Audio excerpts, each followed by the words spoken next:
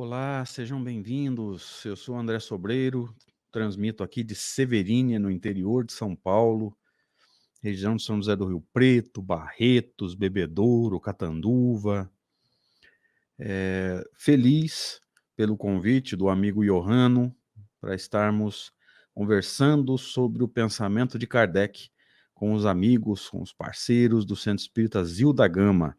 Obrigado pelo convite, Johano, obrigado pelo carinho, obrigado pela oportunidade de aprendermos todos juntos com as ideias e o pensamento e a pesquisa científica do senhor Allan Kardec. É com muita alegria que a gente faz essa gravação. Infelizmente, não é possível para nós estarmos ao vivo, mas esperamos poder colaborar da melhor forma possível. Vamos conversar um pouquinho hoje sobre os aspectos morais da imortalidade da alma. A imortalidade da alma, como você sabe, eu também sei, é um dos princípios fundamentais do Espiritismo, princípio fundamental no sentido de ser fundamento, base, alicerce para o conhecimento espírita. E hoje nós vamos entender de que forma Allan Kardec nos traz essa abordagem, vamos dizer assim. Mas nós poderíamos, já que optamos por chamar a palestra de aspectos morais da imortalidade da alma, naturalmente nós vamos pensar que existem outros aspectos que podem não ser morais diretamente, embora tenham consequências morais. Então, ao invés de abordarmos os aspectos morais, nós poderíamos abordar a imortalidade da alma do ponto de vista filosófico. Aí o meu trabalho seria outro, não seria analisar a imortalidade da alma sob a ótica moral. Seria convencer os amigos de que a alma é imortal. E aí nós recorreríamos ao livro dos Espíritos. Poderíamos discutir a imortalidade da alma do ponto de vista científico. Ou seja, a gente já sabe que ela existe, vamos ver quais as consequências científicas disso. E aí nós usaríamos como referência o livro dos Médiuns, que é onde Kardec discute um dos desdobramentos da imortalidade da alma, que é a comunicabilidade ou comunicação entre o desencarnado e o encarnado. Poderíamos abordar a imortalidade da alma do ponto de vista da justiça. E aí nós recorreríamos ao livro que tem como subtítulo A Justiça Divina segundo o Espiritismo, que Kardec chamou de O Céu e o Inferno. Ali tudo o que é abordado pelo paradigma da justiça, ou pelo ponto de vista da justiça. Então, se nós nos atentássemos à justiça da imortalidade da alma, esse seria o livro que nós usaríamos como referência. Mas como nós optamos por abordar a imortalidade da alma pelo ponto de vista moral, nós vamos nos apegar na noite de hoje, noite para mim, né, no momento da gravação, evidentemente, ao Evangelho segundo o Espiritismo, especificamente no segundo capítulo, que Allan Kardec vai chamar de O Meu Reino Não É Desse Mundo. Vamos começar a dar uma olhada no texto de Allan Kardec aqui em PDF, para que a gente possa ter a noção exata do que vai ser discutido. Kardec faz um movimento muito interessante aqui. Ele cita o número e o nome do capítulo, né? Meu Reino Não É Desse Mundo. Esse é o segundo capítulo desta obra, depois das introduções. Depois ele cita 3 subtítulos dele, Kardec, e um subtítulo dos Espíritos. Né? Instruções dos Espíritos é quando ele dá a palavra aos Espíritos, e ele tem apenas um subtítulo. Sempre Kardec vai estar abrindo quase sempre, né? Kardec estará abrindo os capítulos do Evangelho segundo o Espiritismo com uma passagem do Novo Testamento que ele escolhe e que caiba no contexto da discussão que está sendo feita. Porque ao contrário do que muita gente diz, e aí a grande maioria do nosso movimento não entendeu isso, é o Espiritismo aproveitando as passagens do Novo Testamento para dar um passo à frente na revelação.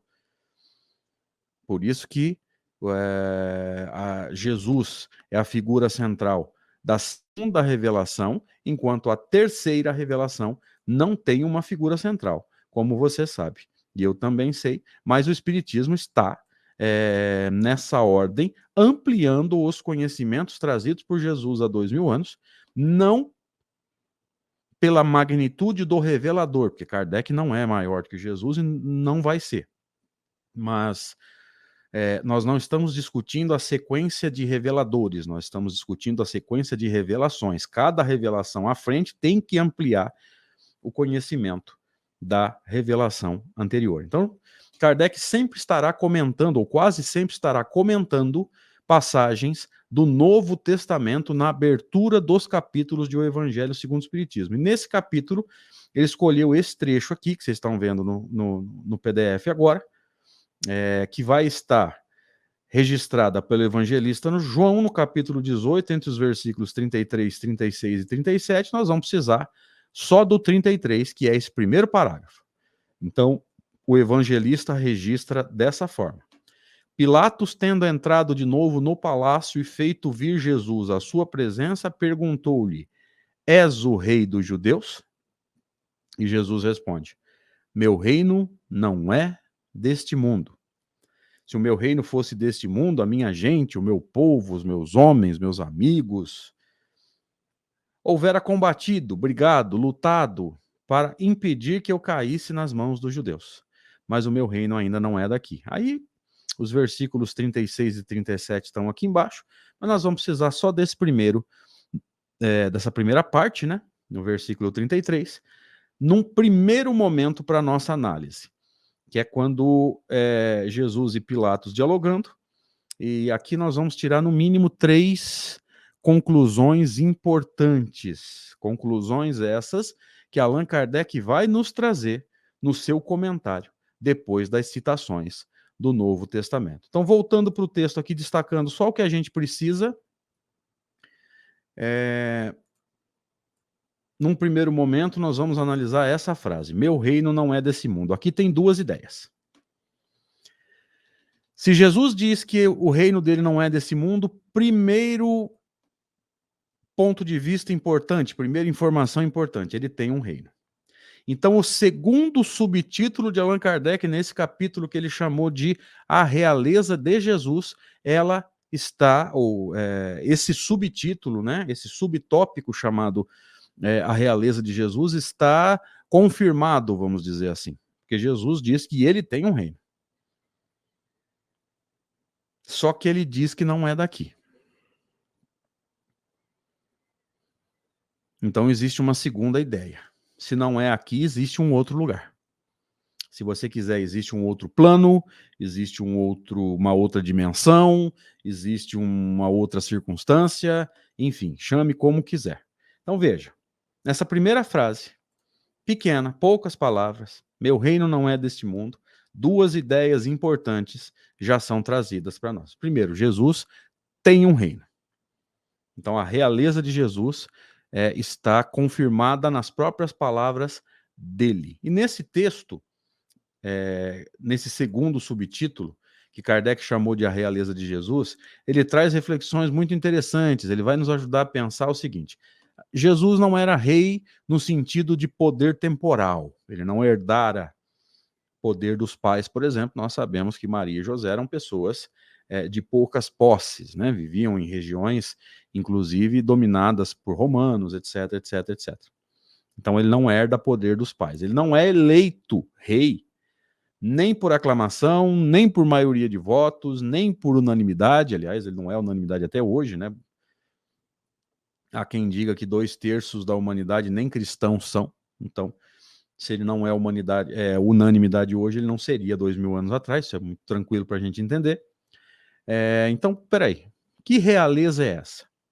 E aí, na sua sabedoria, Allan Kardec vai nos discutir que o termo rei aqui, ele é metafórico, ele é simbólico, porque sempre se usou a palavra rei para qualificar aquele que se destacava na sua atividade. Ele vai citar alguns exemplos: o rei dos poetas, o rei dos escultores, o rei dos músicos. Nós temos o exemplo de Roberto Carlos, que é chamado de rei aqui no Brasil. Eu gosto muito de trabalhar o exemplo do rei Pelé, que embora nunca tenha sido eleito rei, eu costumo dizer que se nós fizéssemos uma eleição hoje, né, 2023, qual o maior jogador de todos os tempos, e puséssemos na internet, Pelé não ganharia.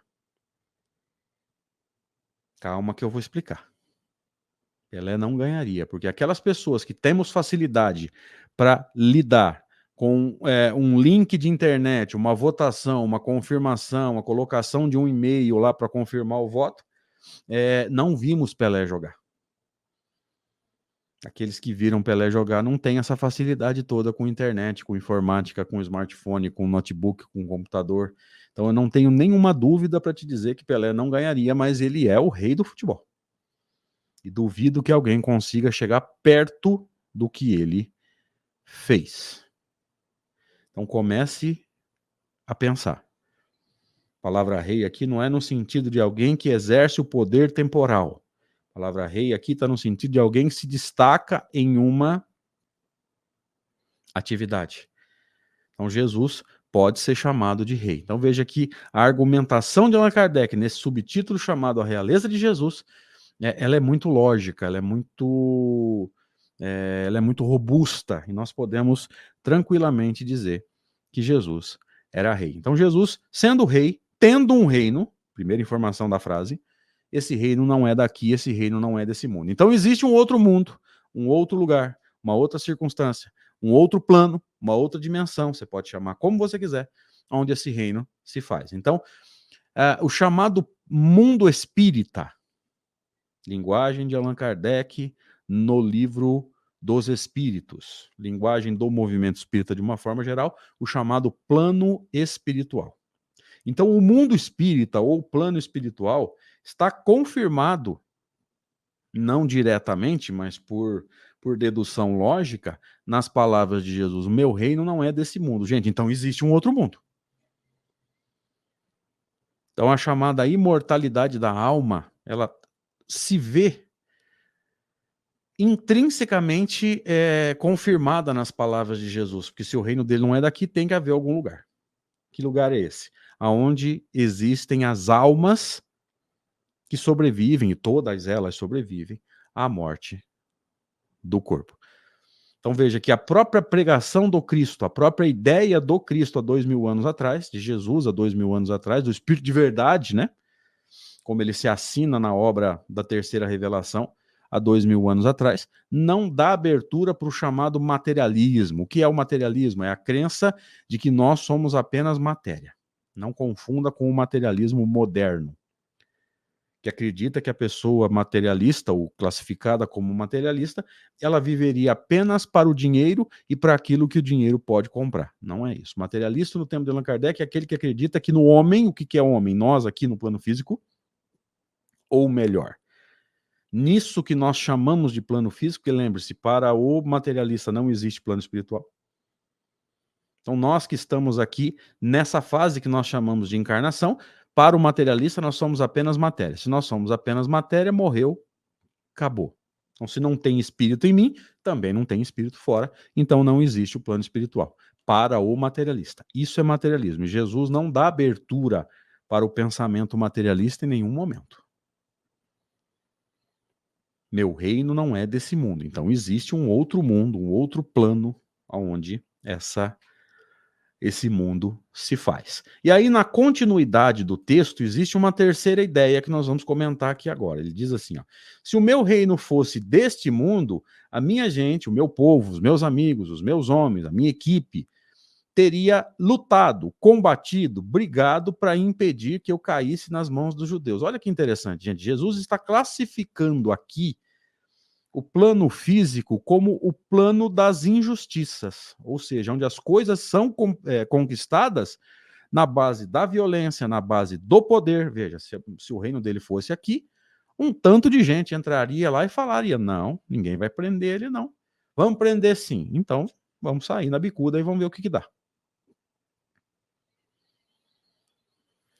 Ele está classificando o plano físico como o plano das injustiças, onde tudo é conquistado pelo poder, pela força, pelo dinheiro, pela mentira. Então é óbvio que o reino de um espírito puro ainda não se fez aqui na Terra e a gente não vai ter muita dificuldade para entender isso. Então veja que nesse primeiro parágrafo, no item 33, a gente já encontra subsídios para uma discussão profunda. E isso que nós nem entramos no texto de Allan Kardec. Vamos entrar agora.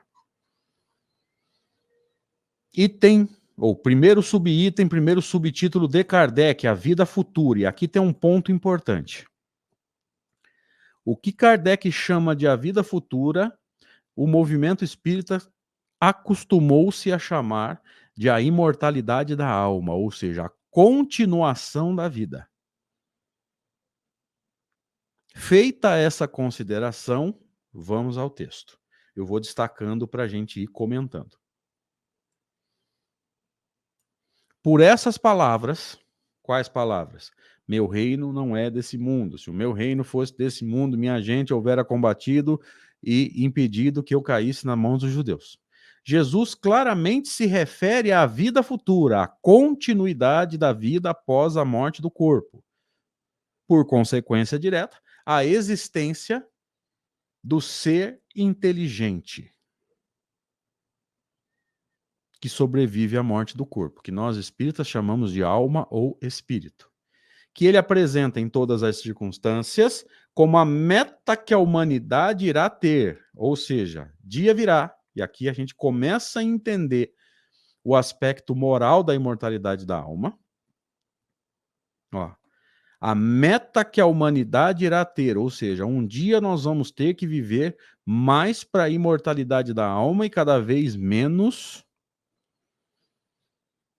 para o corpo físico, para o mundo físico.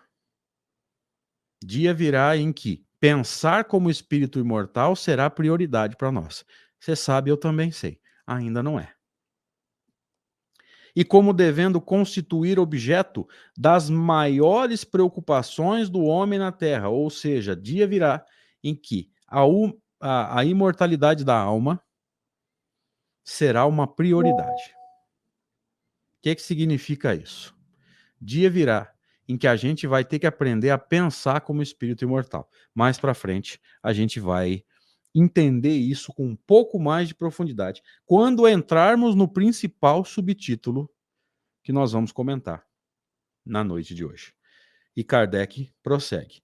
Todas as suas máximas se reportam a esse grande princípio, ou seja, talvez você já tenha ouvido essa frase, agora vamos entender o porquê. Jesus não falava para corpos que mais cedo ou mais tarde morreriam. Jesus falava para espíritos imortais que fatalmente sobreviveriam à morte do corpo e que reencarnariam quantas vezes fossem necessárias para, usando as palavras do próprio Cristo como parâmetro de desenvolvimento e evolução, entrarem ou entrássemos, porque nós somos essas almas, em momentos cada vez menos difíceis, cada vez menos pesados, cada vez menos complicados. E aí Kardec prossegue, invertendo e destacando.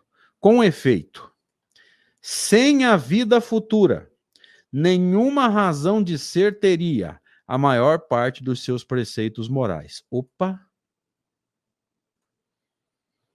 O que Allan Kardec está dizendo aqui? Sem a vida futura, ou, usando os termos mais fáceis de entender, sem a imortalidade da alma, as máximas do Cristo não têm sentido. Jesus, repito, não falava para corpos que vão morrer. Jesus falava para almas imortais. Sem a imortalidade da alma, repito, nenhum dos preceitos morais do Cristo, preceitos morais, aquilo que Allan Kardec lá na introdução chamou de o ensino moral. Vamos entender isso. Como compreender bem-aventurados os pobres de espírito? os humildes, num mundo onde, como nós dissemos há alguns antes, tudo que é conquistado o é pela força, pelo poder, pela malandragem, pela violência, pelo dinheiro. Veja. Bem-aventurados os pobres de espírito, bem-aventurados os humildes, só tem sentido se você pensar como espírito imortal. Dia virá em que eu vou ser humilde. Mas não é humilde financeiramente, tá? Kardec já comentou isso. Não confunda as coisas. É humildade de caráter. Como entender bem-aventurados os aflitos, felizes os que sofrem? Se você não sabe por que sofre. E basicamente nós temos duas opções: ou o resgate do passado,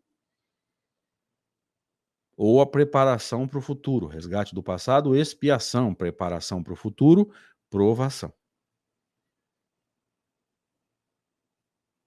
Veja, o ensino moral do Cristo só faz sentido através da imortalidade da alma.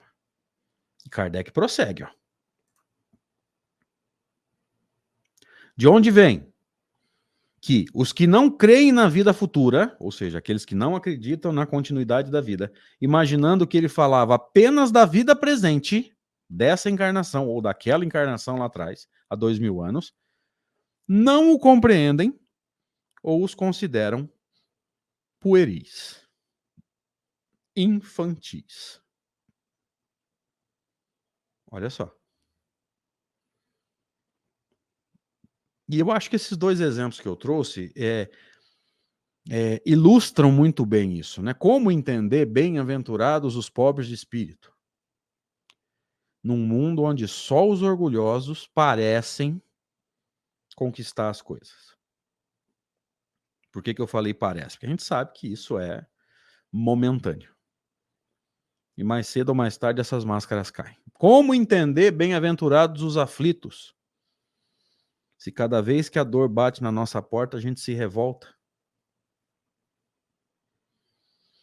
Sem a imortalidade da alma, o ensino moral do Cristo não tem sentido. É isso que Kardec está dizendo. E prosseguindo, vou destacar, depois eu puxo para a tela para todo mundo ler junto. Kardec diz assim: esse dogma pode, portanto, ser tido como o eixo do ensino do Cristo. Vamos entender isso. Que história é essa de dogma, gente? Todo mundo fala que o espiritismo não tem dogma. Tem ou não tem? Por que Kardec usou a palavra dogma?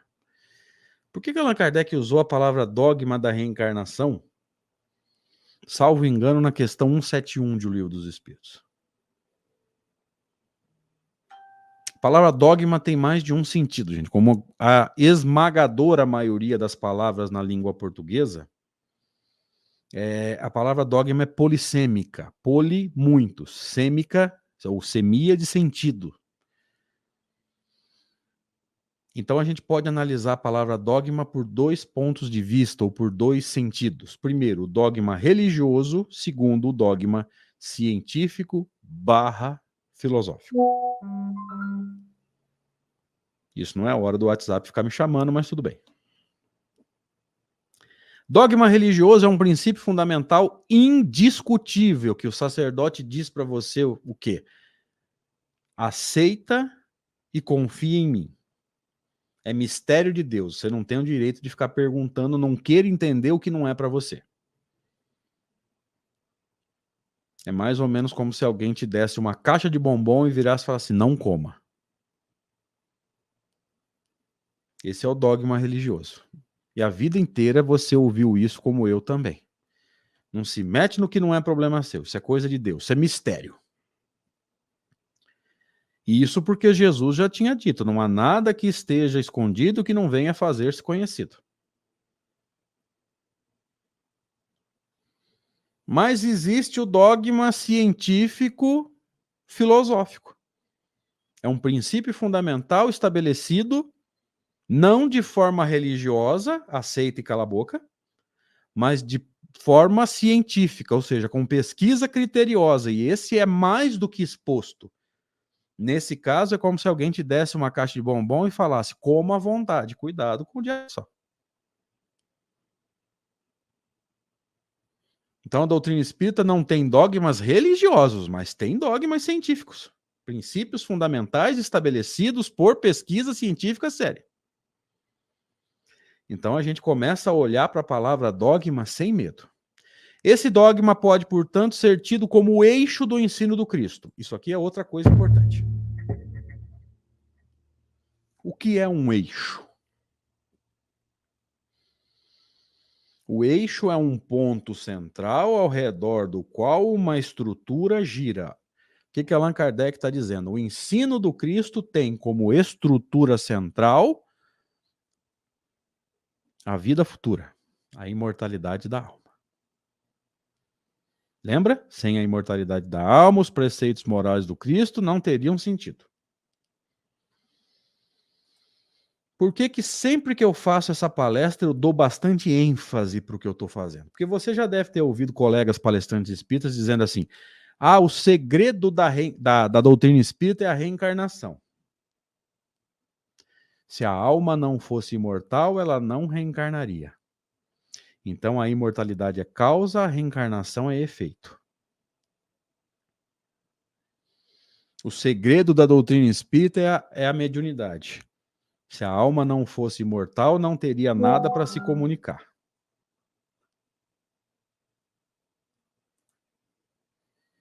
O WhatsApp está enchendo o saco hoje, gente. Me perdoem aí, por favor. E não tem como cancelar aqui no computador. Olha só. Porque se o eixo do ensino espírita fosse a reencarnação ou a mediunidade, veja, o eixo do Cristo era um, o eixo da doutrina espírita é outro. Então, não poderia ser segunda e terceira revelação, porque elas têm eixos diferentes. Tem que ser o mesmo eixo. Para poder reencarnar, você tem que ser imortal, ou seja, você sobrevive à morte do corpo, conserva a individualidade, numa próxima encarnação você dá um passo à frente. Para se comunicar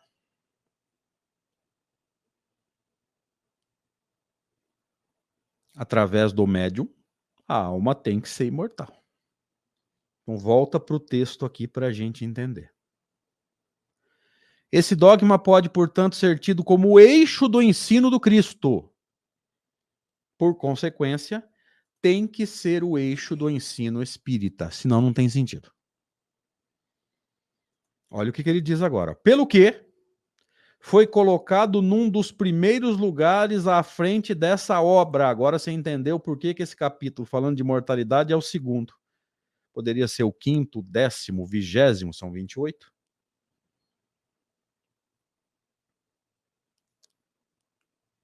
O próprio Allan Kardec está explicando por que ele cita esse dogma, né, esse capítulo, logo no começo. Porque não tem como falar de moralidade, e lembre-se, o Evangelho segundo o Espiritismo é um livro de cunho moral. Não tem como falar de moralidade sem entender que você é imortal e tudo que a gente faz durante a encarnação tem consequências, tanto na erraticidade quanto nas próximas encarnações. E Kardec prossegue, caminhando para metade do meu tempo aí. É que ele tem de ser o ponto de mira, de foco, de todos os homens.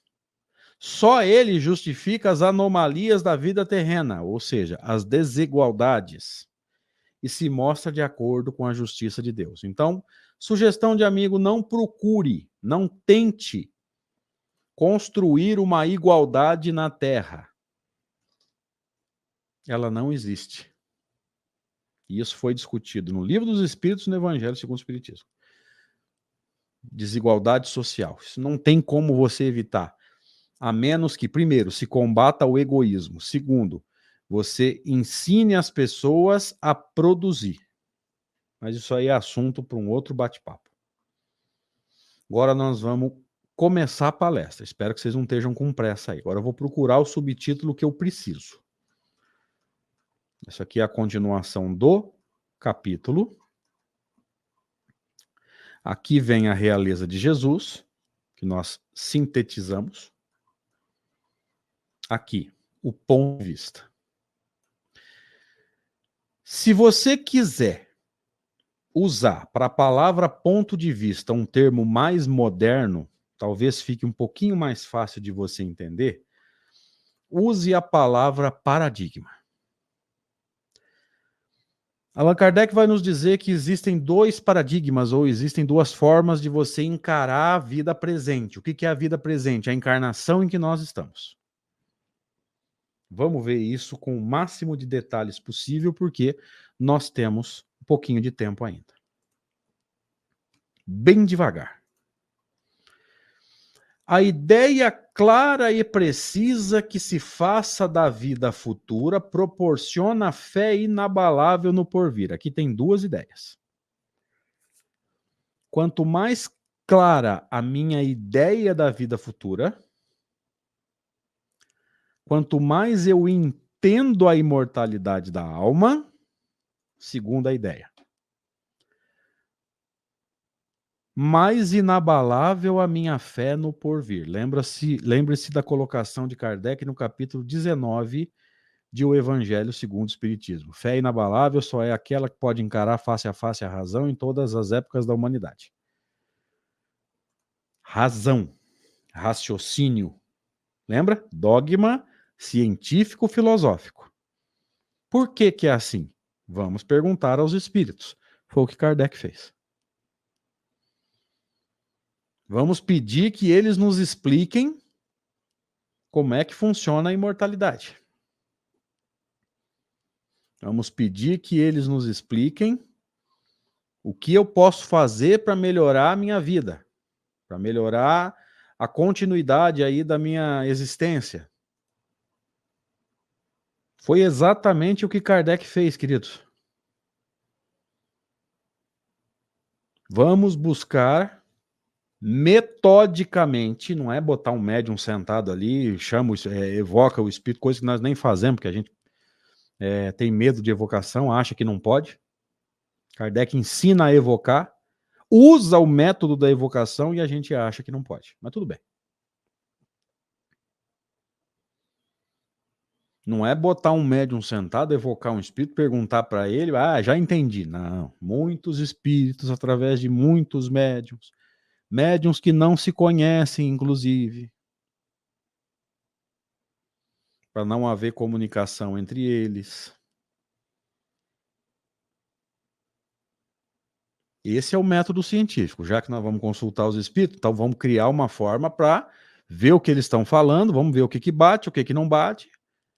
E na dúvida, eu evoco e pergunto de novo, através de um outro médium, para que não haja contaminação da mensagem.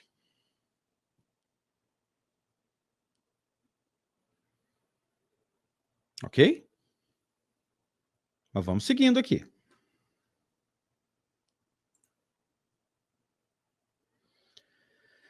Então, quanto mais clara a minha ideia, meu entendimento da vida futura, mais inabalável se torna a minha fé. Como é que eu faço para tornar cada vez mais clara a minha ideia? Estudo os textos de Allan Kardec.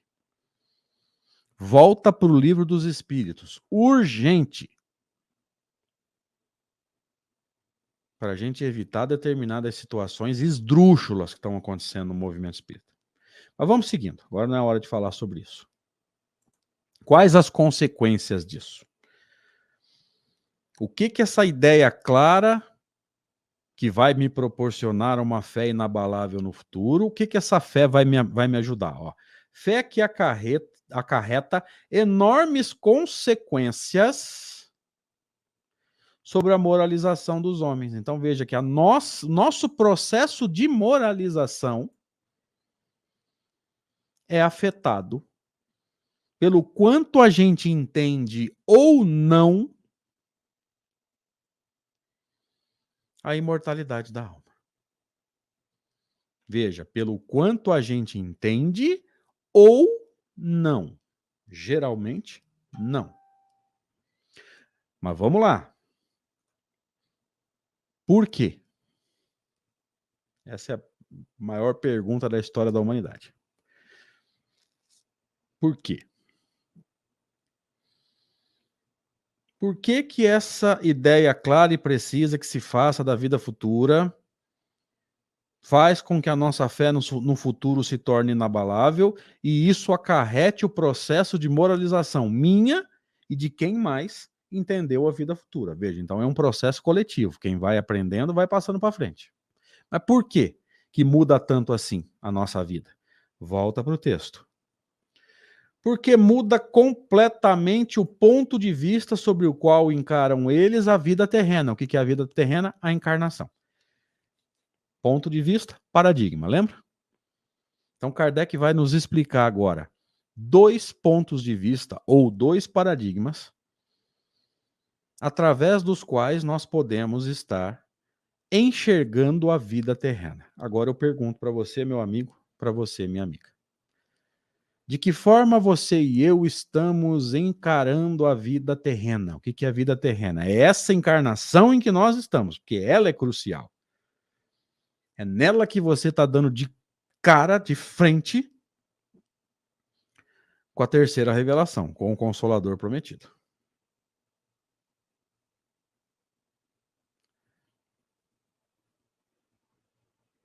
É nessa encarnação que você abraçou e foi abraçado pelo Consolador. Então ele vai começar explicando um dos paradigmas, um dos pontos de vista. Vamos junto, com calma, nós temos tempo. Para quem se coloca pelo pensamento na vida espiritual, que é indefinida, o que significa indefinida? Infinita. Mas aqui já tem um detalhe, ó. Para aquele que se coloca pelo pensamento na vida espiritual, o que significa isso? Você continua encarnado, mas aprende a pensar como espírito. Ó, se coloca pelo pensamento, não é aquele que força o seu retorno ao plano espiritual, que é o suicida. Não faça isso. Para quem se coloca pelo pensamento, ou seja, eu estou aqui, mas eu aprendo a pensar como espírito imortal, ou seja, eu encaro a vida do ponto de vista de quem enxerga o todo. A maioria de nós, mesmo sendo espíritas, está amarrado enxergando só a parte. Para quem se coloca pelo pensamento na vida espiritual, que é indefinida, que é infinita, a vida corpórea, a vida física, se torna simples passagem. Breve estada num país ingrato. Essa metáfora do país ingrato é extraordinária. Imagina que você viajou para outro país. Por que ingrato? Porque é difícil viver lá. Esse é o sentido do ingrato. Não é ingratidão diretamente, não. O que significa esse ingrato? Você está num país cujo clima é diferente, a comida é diferente, o idioma é muito diferente, então você não consegue se comunicar, você não consegue se alimentar, o fuso horário é diferente, você tem dificuldade para dormir, na hora que você tem que estar dormindo, você tem aqui no Brasil você estaria dormindo, lá você está indo trabalhar, então você tem dificuldade nesse processo. Vida difícil, país ingrato. Mas ele falou, olha o detalhe. Breve, vamos destacar aqui. Breve estada num país ingrato. Breve quer dizer o quê? Você se consola pensando o quê? Daqui mais um tempinho eu volto para casa. Aí acabou esse sofrimento aqui. O que é a nossa casa? Mundo espírita, plano espiritual. Questão 85 de O Livro dos Espíritos, se eu não estiver enganado. Qual dos dois mundos, o mundo espírita ou o mundo físico, é o primeiro na ordem das coisas? O mundo espírita, porque ele preexiste e sobrevive a tudo. Você não foi criado para viver na matéria. Você precisa da matéria para evoluir.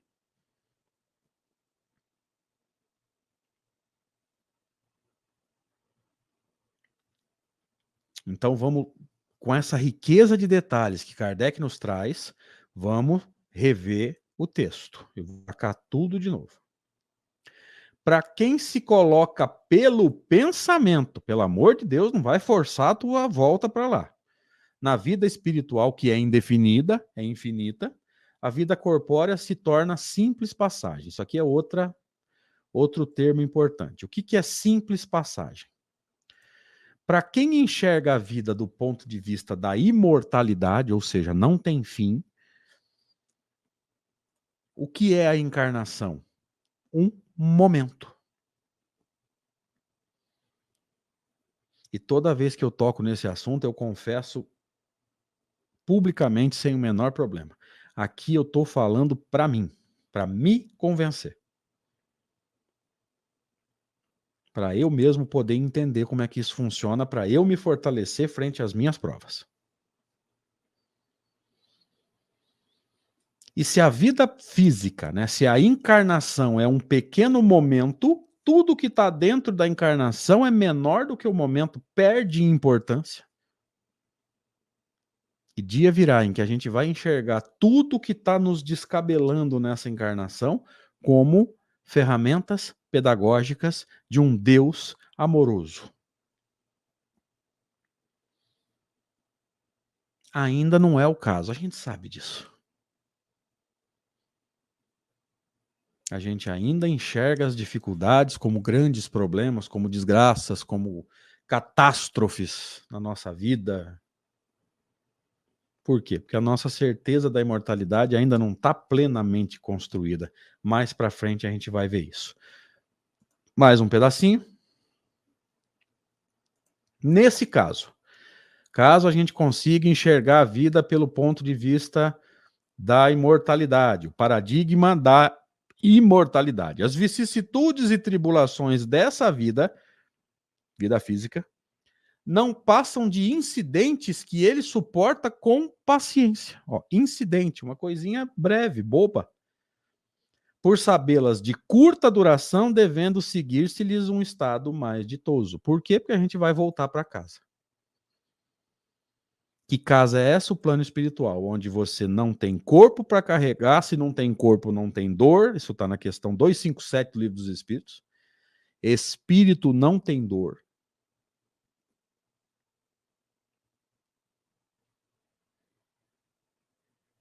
Então não tem corpo para carregar, não tem dor, você se desloca com a velocidade do pensamento. Não precisa de internet, porque basta pensar, o outro capta lá onde ele estiver, porque para o fluido, que é o veículo do pensamento.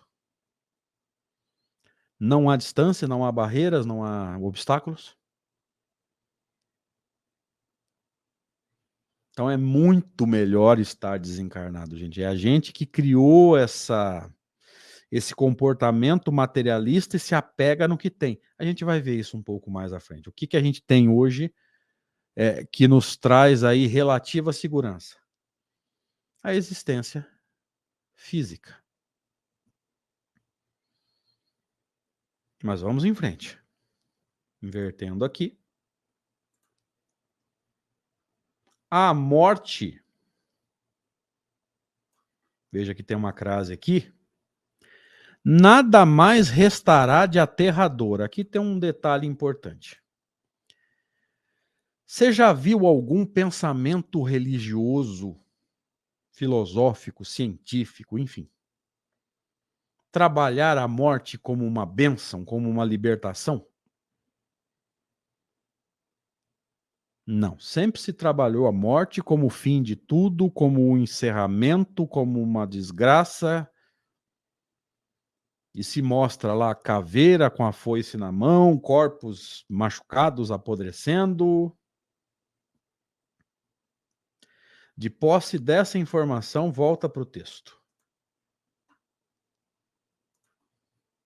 À morte, nada mais restará de aterrador, ou seja, de terror. Deixa de ser a porta que se abre para o nada. Importante isso aqui. O que é a porta para o nada? Quem é que acredita que morreu, acabou? Comentamos há alguns minutos. O materialista. O materialista acredita que morreu, acabou. Então, para o materialista, a morte é o quê? A porta para o nada, ou seja, vai acabar. deixa de ser a porta que se abre para o nada e torna-se a porta que dá para a libertação, pela qual entra o exilado numa mansão de bem-aventurança e paz. Kardec está fazendo uma metáfora bonita, ele está chamando a encarnação de exílio. Por quê? Porque você está afastado de quem você gosta, os espíritos que nós gostamos e que estão nos ajudando, nós não temos acesso direto, não sei se eu posso usar esse termo. A gente não consegue enxergá-los, a não ser quando sai do corpo e quando se tem a mediunidade, né? Então a gente não consegue interagir da forma que interagiria se estivesse no plano espiritual. Estamos aqui carregando o corpo que cansa, se não dormir bem amanhã a coisa já complica, se não se alimentar direito a coisa complica, se comer demais a coisa complica. Dependendo da distância, eu vou precisar de um veículo, pode ser um carro, uma moto, um ônibus, mas o fato é que grandes distâncias a gente não consegue percorrer a pé. Se percorrer a pé, vai precisar de muito tempo. Uma cidade a 30 quilômetros da sua, dá para ir a pé? Dá para ir a pé. Você vai cansar pra caramba, e quanto tempo você vai precisar?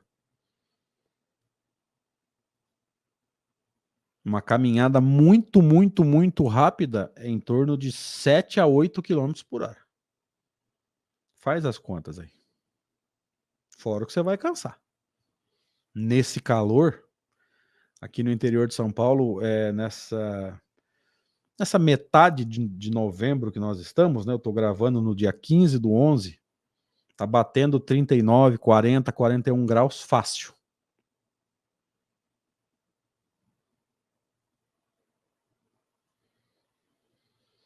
E isso tudo é dificuldade do plano físico. No plano espiritual não há tempo e não há espaço.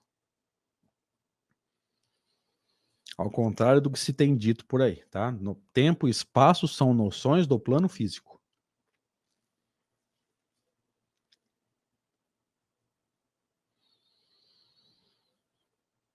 Então, para ir fechando as ideias, quem enxerga a vida como espírito imortal, enxerga a encarnação como um momento. Ele se acalma. Então, eu costumo brincar que a certeza da imortalidade, para nós, não é certeza, ela é uma crença. Por isso que a gente balança tanto.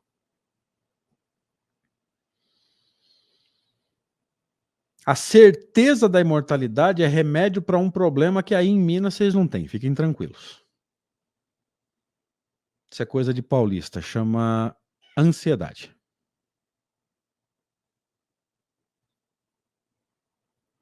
Olha só. Por quê?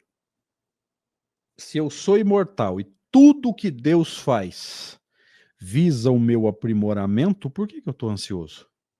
Quanto tempo eu vou ter para cumprir as minhas tarefas? Quanto tempo eu precisar? Deus usa o tempo. E embora a gente possa acelerar, não precisa ter pressa. Tem que ter seriedade. Não confunda seriedade com pressa.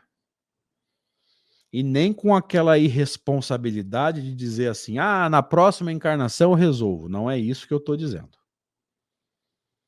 Eu estou dizendo que Deus usa o tempo no sentido de que aquilo que eu não consigo fazer numa encarnação, ou porque eu não tive êxito, ou porque não deu tempo, eu tenho a imortalidade para tentar.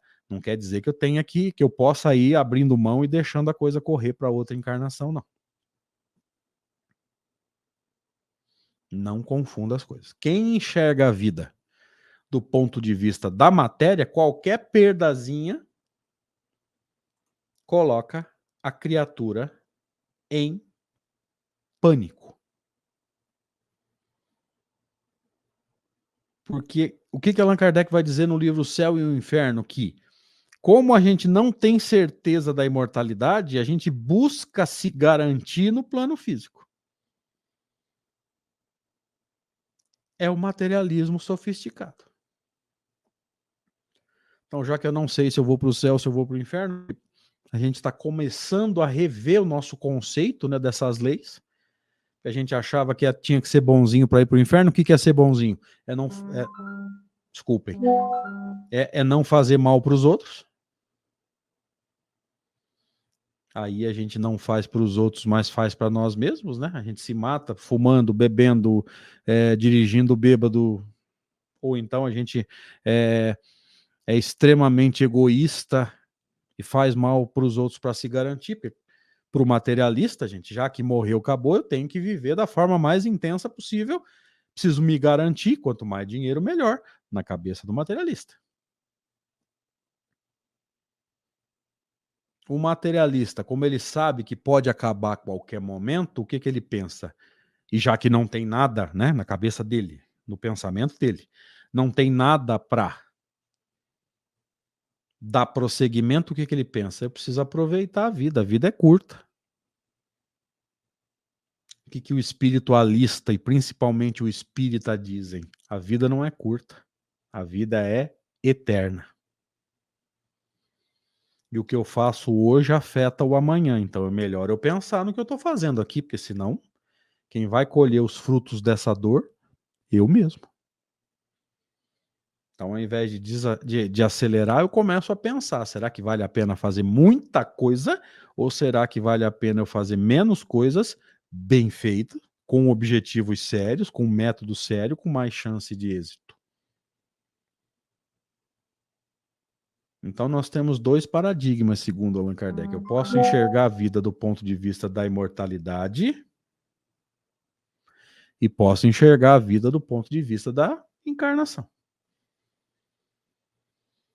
Diz Allan Kardec que a meta é enxergarmos a vida, a encarnação, do ponto de vista da imortalidade. Eu não vou forçar a minha desencarnação, eu estou encarnado pensando como imortal.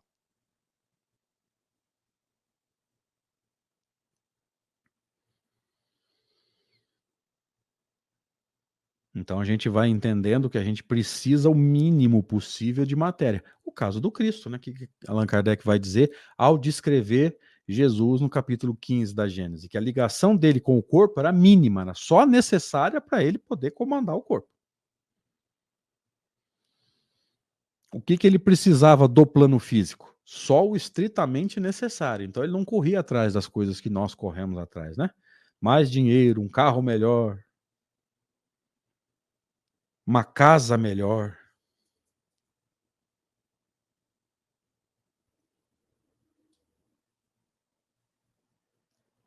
Veja que existe, né, ou precisaria existir um processo de transformação e de entendimento, enxergando a vida como espírito imortal. Então, para encerrar, o que eu costumo dizer? Você não vai encontrar isso aqui em lugar nenhum, tá, gente? Isso não está em livro nenhum. Isso aqui é uma maneira minha de explicar o que eu quis dizer. Nós temos conhecimento de imortalidade, mas não temos consciência de imortalidade. O que é o conhecimento de imortalidade? A gente sabe que é imortal.